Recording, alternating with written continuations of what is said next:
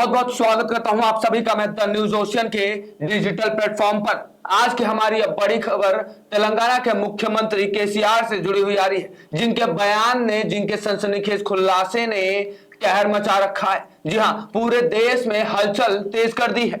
केसीआर ने चाइना को लेकर एक बड़ा सनसनीखेज खुलासा किया है। आज हम अपनी उस खबर में आपको केसीआर के उसी सनसनीखेज खुलासे को दिखाएंगे और दिखाएंगे कि कैसे केसीआर ने इस खुलासे को जमीन पर लाकर चाइना के लिए एक बड़ी मुसीबत छेड़ दी है। तेलंगाना मुख्यमंत्री केसीआर ने रविवार को बारिश व बाढ़ प्रभावित इलाकों का हवाई सर्वेक्षण किया।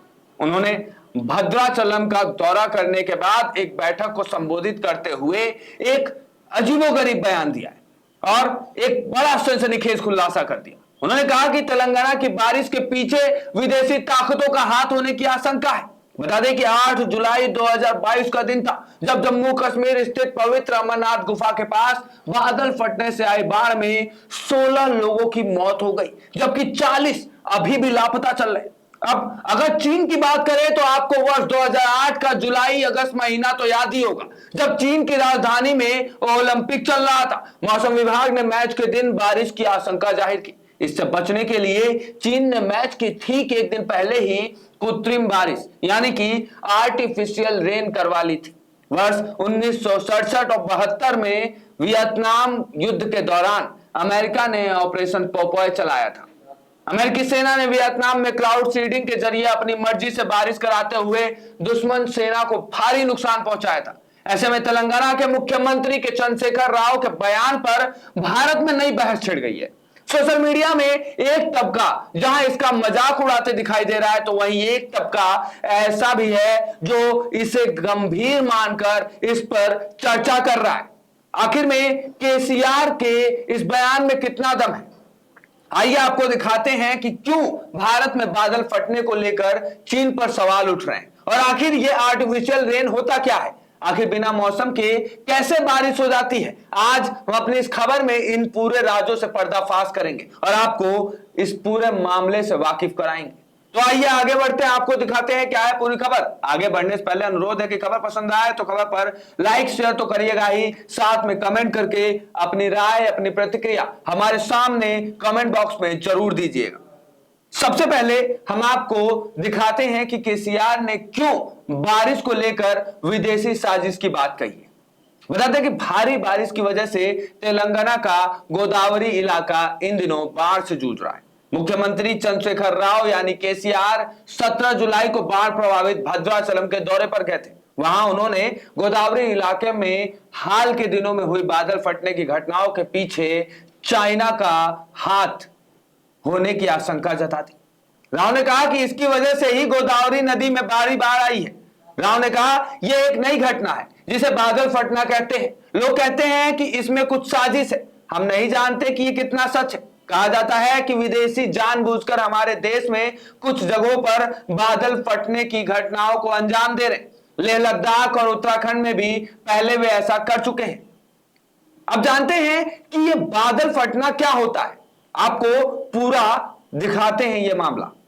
छोटे से इलाके में बहुत कम समय में बहुत ज्यादा बारिश होने को बादल फटना कहते हैं। इसमें बादल फटने जैसा कुछ नहीं होता। हाँ, ऐसी बारिश इतनी तेज होती है जैसे बहुत सारे पानी से भरी एक बहुत बड़ी पॉलीथीन आसमान में फट गई हो। इसलिए इसे हिंदी में बादल फटना और अंग्रेजी में क्लाउड बर्स्ट के नाम से पुकारा जाता है। अब बादल फटने के गणित को समझते हैं। मौसम विभाग के मुताबिक जब अचानक 20 से 30 वर्ग किलोमीटर के इलाके में 1 घंटे या उससे कम समय में 100 mm या उससे ज्यादा बारिश हो जाए तो इसे ही बादल फटना बोला जाता है। इसके लिए सबसे पहले 1 mm बारिश का मतलब समझते हैं। देखिए, 1 mm बारिश होने का मतलब है कि 1 मीटर लंबे और 1 मीटर चौड़े यानी कि 1 वर्ग मीटर इलाके में 1 लीटर पानी बरसना। अब इस गणित का बादल फटने की परिभाषा पर फिट कर दें तो जब भी 1 मीटर लंबे और 1 मीटर चौड़े इलाके में 100 लीटर या उससे ज्यादा पानी बरस जाए, वो भी 1 घंटे या उससे भी कम समय में, तो समझिए कि इस इलाके पर बादल फट गया है। बस 100 लीटर यूं तो आपको गणित बहुत छोटा लग रहा होगा। इसकी भयावहता का अंदाजा लगाने के लिए अगर इस गणित को 1 वर्ग मीटर के बजाय 1 वर्ग किलोमीटर के इलाके में फिट कर दें, तो जब भी 1 वर्ग किलोमीटर इलाके में 1 घंटे से कम समय में 10 करोड़ लीटर पानी बरस जाए, तो समझिए कि वहां पर बादल फट गया है।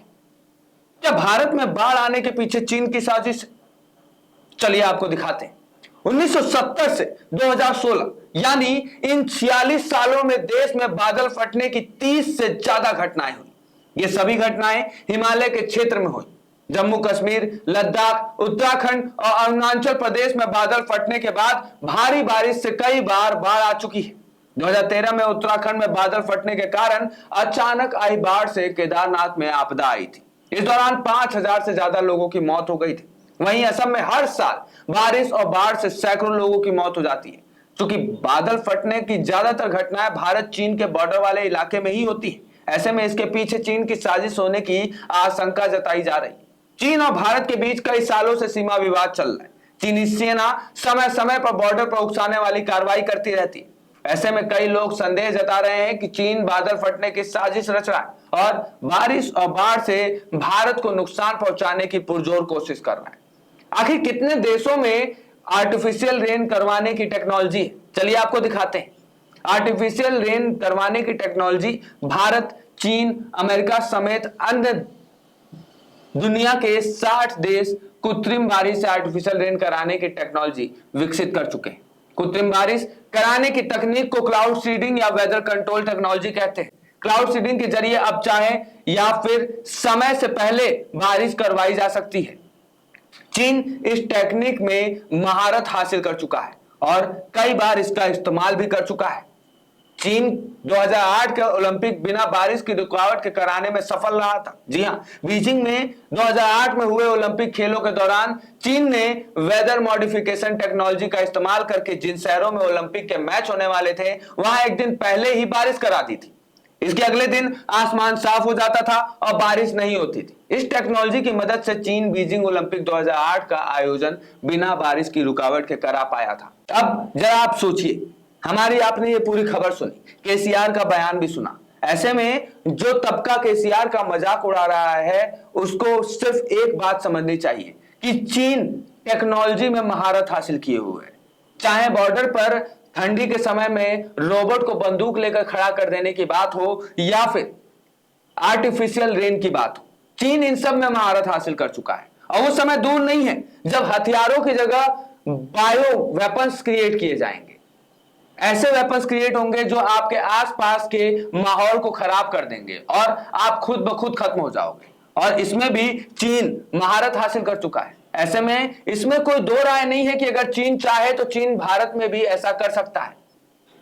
मगर अब देखना यह होगा कि केसीआर के इस बात पर सघन केसीआर के इस सघन आरोप पर भारत क्या कदम उठाता है और क्या सच में भारत में जो बादल फटने की घटनाएं हो रही हैं, जो बारिश होने की घटनाएं हो रही हैं, चीन के द्वारा हो रही हैं। इस पर अपनी राय प्रतिक्रिया जरूर रखिएगा। आपको क्या लगता है, चीन ऐसा कर सकता है?